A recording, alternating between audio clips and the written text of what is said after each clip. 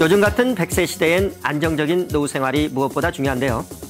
이번 시간에는 내 연금을 조금 더 많이 받는 방법에 대해 알려드리겠습니다. 첫 번째 꿀팁은 연금을 1년에 1,200만 원까지만 받아야 한다는 겁니다. 연금 소득세 때문인데요. 연금 수령액이 1,200만 원 이하일 경우에는 연금저축, 세액공제, 과세이연? 나만 몰라? 그게 뭔데? 자, 오늘 이 영상을 보신다면 연금저축, 과세이연, 세액공제 이 모든 말들에 대해서 자세히 알 수 있게 될 것입니다.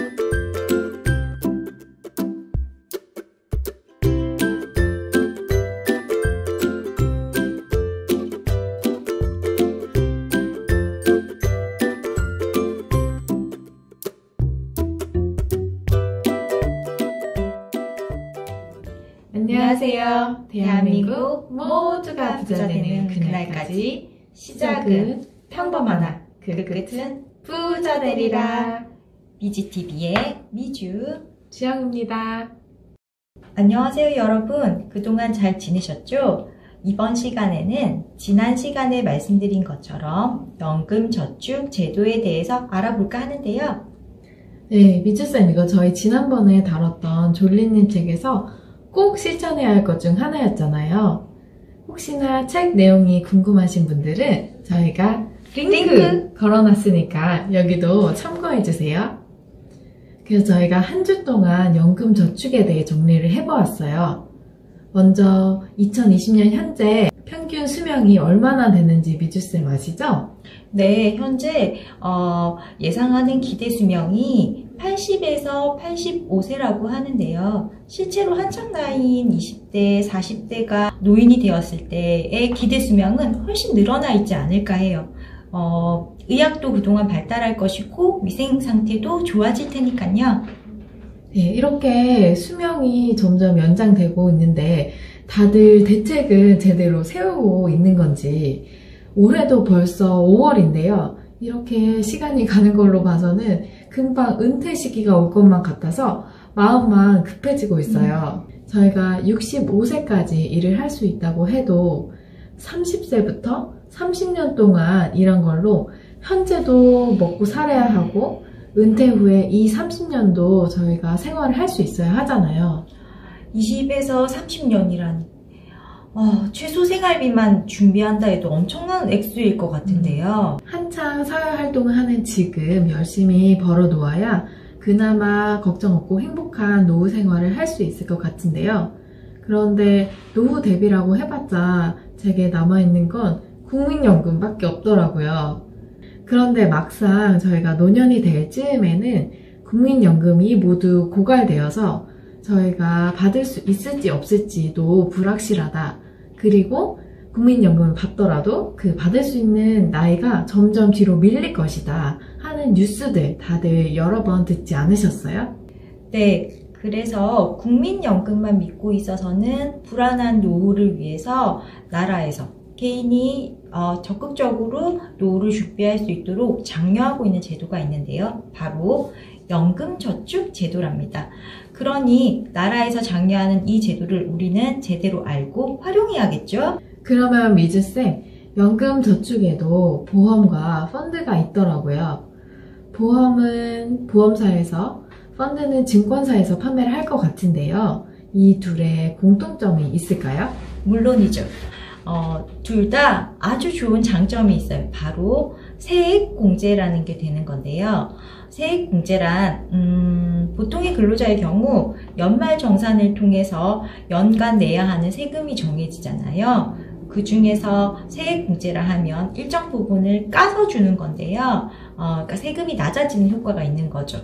연간 연금저축제도에 400만 원을 납입했다 했을 경우 16.5%에 해당하는 66만 원의 세금이 줄어드는 효과를 주는 거예요. 매우 좋은 제도라고 할 수 있죠.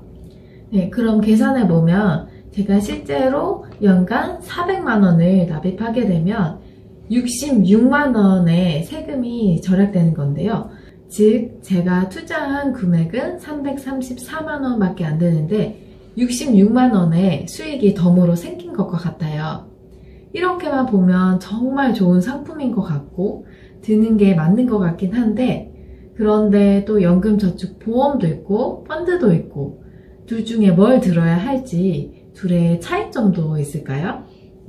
일단 크게 보면 두 상품은 투자 대상과 기간 그리고 방법에 있어서 차이가 나요. 연금저축펀드의 경우는 투자할 수 있는 대상이 주식, 채권, MMF 등 다양하게 구성되어 있고요. 투자하고 싶을 때 납입을 하고 여력이 되지 않을 때는 납입하지 않아도 괜찮아요. 그런데 연금저축보험의 경우에는 처음에 일정 금액을 정해놓고 납입을 해야 하며 매월 납입을 해야 해요. 추가로 더 납입을 하고 싶을 때에는 처음 정한 금액의 최대 2배까지 추가 납입이 가능은 하나, 혹시 여력이 되지 않거나 또는 납입을 하고 싶지 않은 시점에 연속으로 2달 이상을, 2달을 초과해서 납입을 하지 않을 경우에는 그 계약은 해지가 되어버리죠. 네, 그런데 보험은 일단 의무적으로 납입을 도와주긴 하니까 이런 부분은 좋다고 볼 수 있지 않을까요? 제 생각에는 연금저축이라는 게 노후 대비를 위해서 장기적으로 투자를 하는 거잖아요. 사람이 살다 보면 일시적으로 자금이 여유롭지 못해서 납입을 못하는 경우가 그렇다면 생길 수도 있다고 생각이 드는데요. 그럴 경우 연금저축보험보다는 납입에 있어서 유연함이 있을 수 있는 연금저축펀드가 훨씬 좋지 않을까요? 그리고 무엇보다 연금저축은 노후를 위한 준비이기 때문에 일정 금액을 넣어서 자꾸 원금만 쌓아가는 게 포인트가 아니라 거기서 수익이 발생해서 자꾸만 자산이 불어나야 하는 거잖아요. 수익 창출이라는 부분을 간과해서는 안 되는데요. 그런 측면에서는 연금저축보험보다 펀드가 유리하다고 개인적으로 생각해요. 네, 어째서 수익 면에서 보험보다 펀드가 더 유리하다고 보시는 거예요? 아까 잠깐 언급드린 것과 같이 연금저축펀드는 다양한 자산군에 투자를 할 수 있고 투자한 것이 수익이 나는 대로 불어나는 구조예요. 반면에 연금저축펀드는 공시이율이라는 게 있죠. 공시이율만큼 받게 되어 있는데 공시이율이라는 게 어렵게 느껴질 수도 있는데요. 쉽게 설명을 하면 은행에 저축해 놓고 은행 이자만큼 받는다고 생각하면 돼요. 그런데 요즘 실제 은행 이자를 생각해 보면은 물가 상승률까지 고려한다면 실제로 우리가 받게 되는 수익은 거의 없다고 봐야겠죠? 네, 게다가 보험에는 사업비라는 것도 있잖아요, 미주쌤. 우리가 월 10만 원을 납입한다라고 하면 그 10만 원이 전부 다 투자에 들어가는 것이 아니라 그 중에 사업비란 명목으로 어느 정도의 돈이 떼어지고 난 후에 운용이 된다는 거죠. 좀 더 쉽게 얘기를 하면 지영쌤이 저에게 잘 불려주세요 부탁드려요 하고 10만 원을 줬는데 제가 시작부터 그 중에서 1만 원을 이 돈을 불려준다는 이유로 꿀꺽하고는 9만 원을 가지고 불려보겠다는 거랑 똑같아요. 그런데 시작부터 원금보다 적은 금액인 9만 원으로 돈을 불려 나가서는 원금이 되기까지도 시간이 꽤 걸릴 것이며 거기에 초과 수익이 생기기까지는 훨씬 많은 시간이 걸리지 않을까요? 그런 부분이 있을 수 있겠네요. 그런데 아무래도 펀드는 손해가 날 수 있는 상품일 것 같은데 안정적인 측면에서만 본다면 보험이 더 낫지는 않나요? 단편적으로는 보면 그런데요. 연금저축펀드는 결국 노후 대비를 위한 거잖아요. 그렇기 때문에 장기적으로 접근하는 거고요. 단편적으로 주식의 경우 2, 3년간의 짧은 시기를 살펴봤을 때에는 업과 다운이 있기도 했어요. 그러나 길게 20년에서 30년을 살펴볼 때는 항상 우상향하는 그래프였다고요. 그렇게 접근을 한다면 똑같이 장기적인 관점에서 바라보는 연금저축펀드라는 것도 우상향할 것이라고 생각하는 게 맞지 않을까요? 게다가 연금저축펀드 같은 경우에는 아까도 말씀드렸지만 다양한 자산군에 투자를 할 수 있어요. 그렇기 때문에 서로 상관성이 적은 투자 자산들로 포트폴리오를 구성해서 한쪽에서 손실이 나더라도 한쪽이 방어를 할 수 있겠다라고 생각한다면 종합적으로는 걔네는 플러스의 수익률을 낼 것이며 장기적으로는 우상향하게끔 관리를 충분히 할 수 있다고 생각해요. 네, 그 설명에는 저도 동의해요. 많은 사람들이 주식 투자나 펀드에 관심이 많은데 실력 있는 투자자 중에서도 흔히들 하는 실수 중에 하나가 유망한 종목 한두 개에 몰빵하는 행위인데요. 이것 때문에 실제로 수익률이 매우 적게 잡히거나 오히려 손실이 나는 경우가 정말 많다고 해요. 이러한 손실의 위험을 줄이기 위해서 마코비츠의 포트폴리오 이론을 많이들 인용한다고 하는데요. 이 마코비츠는 상관성이 적은 자산에 분산 투자하라, 이 한마디 말로 노벨 경제학상을 받은 사람이기도 해요. 미주쌤 말처럼 저희가 상관성이 적은 자산에 분산 투자를 할 경우 손실의 위험을 정말 줄일 수 있을 것 같아요. 네, 계란을 한 바구니에 담지 마라. 분산 투자. 연금 저축을 직접 실천할 때 반드시 기억해야 할 포인트라고 할 수 있죠. 그럼 이제 연금 저축 펀드의 개념, 필요성, 그리고 장점까지 알았다면 우리가 할 일은 바로 연금 저축 펀드에 가입하는 거겠죠. 하루라도 빨리 연금 저축 펀드에 가입해야 더 편안한 노후 생활을 누릴 수 있을 것 같네요. 하루라도 빨리 시작해야 더 복리의 마법을 누릴 테니까. 여러분, 정리가 좀 되셨나요?